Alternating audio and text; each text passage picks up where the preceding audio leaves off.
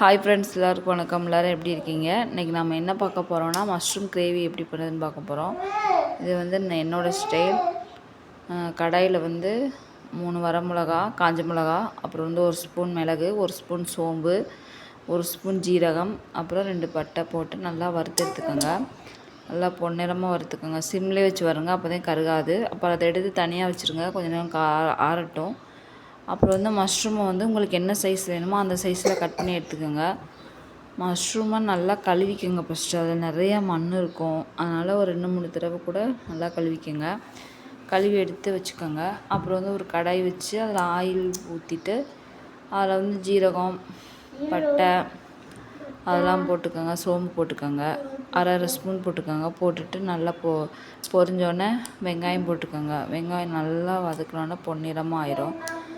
ஆறினோன்னே அது நல்லா வதக்கிக்கிட்டு இருக்க கேப்பில் என்ன பார்த்தீங்கன்னா, நான் வந்து மிக்சியில் வந்து அந்த வறுத்து வச்சோம்ல அதெல்லாம் போட்டு அதில் வந்து ஒரு 5-6 பூண்டு போட்டுக்கோங்க.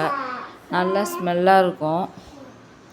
போட்டு நல்லா அரைச்சி எடுத்துக்கோங்க. நல்லா நைஸாக அரைச்சி எடுத்துக்கோங்க.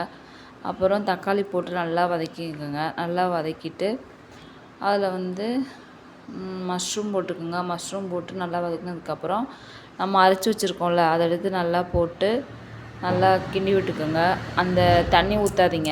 அது வந்து நல்லா ஒரு எண்ணெயெல்லாம் பிரிஞ்சு வந்தோடனே தேவைக்கேற்ப தண்ணி ஊற்றுங்க. அப்புறம் கடைசியாக கொஞ்சோண்டு தேங்காய் அரைச்சி ஊற்றுனீங்கன்னா கொஞ்சம் கெட்டியாக வரும், நல்லாயிருக்கும். அவ்வளோதான் ஃப்ரெண்ட்ஸ், நாளைக்கு பார்க்கலாம்.